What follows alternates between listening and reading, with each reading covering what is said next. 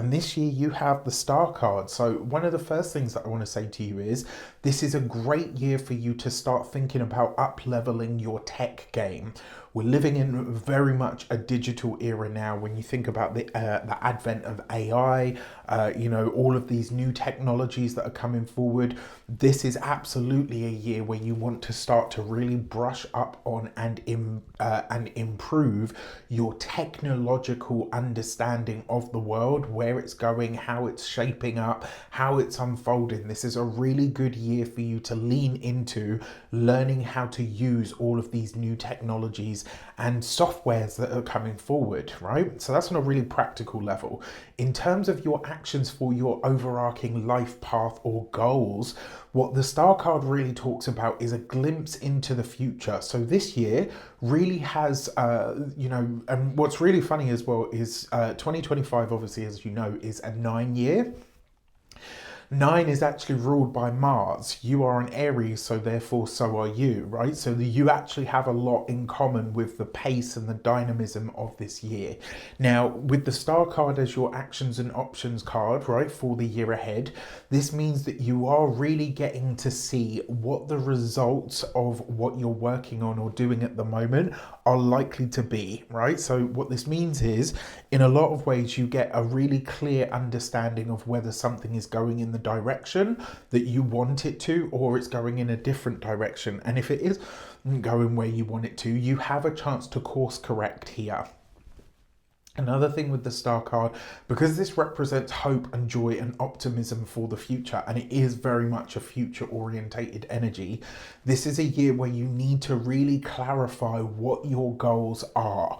What are the aims? What are the things that you're really trying to achieve over the course of this year? That's what you're really being asked to think about, okay?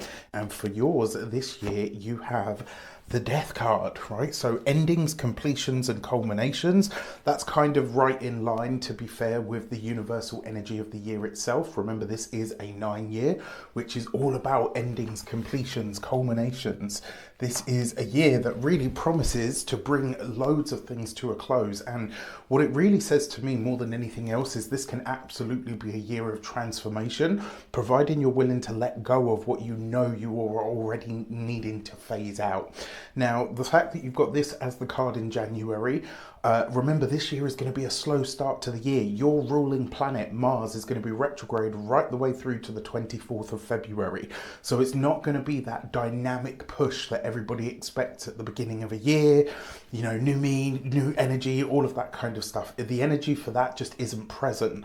So take it slow, take it steady. Be really honest with yourself about what you're ready to phase out, about what needs to be phased out at this moment in time.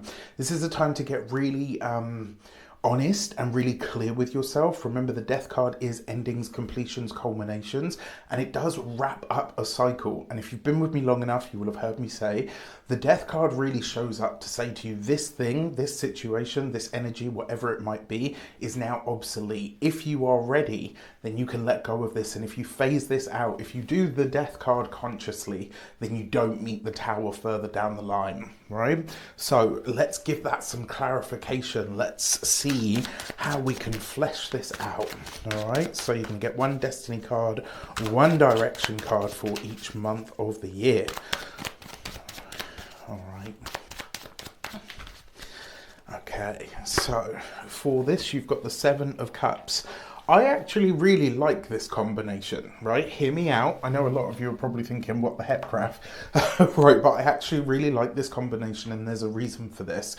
The Seven of Cups can represent confusion. It can also represent where we've got too much to do, too much on the plate. So when I see this with the Death card, this really for me says the end of confusion, the death of the times where you take on too much. This is about you being really honest about what you can do, what you can't do, what is possible, what is not possible, and more importantly, who or what actually makes the cut to go forward with you. In a lot of ways, this pairing actually is a great start to the year, even if it it looks heavy and it looks a bit gloomy and it looks a bit dark and all the rest of it, this actually says to me that you are doing the inner work that is actually going to support you moving forward. Remember, this is a universal year 9, which is all about release. It's all about letting things go. And the number 9 itself is actually ruled by Mars, your ruling planet. So really, this works very heavily in your favor as far as I'm concerned.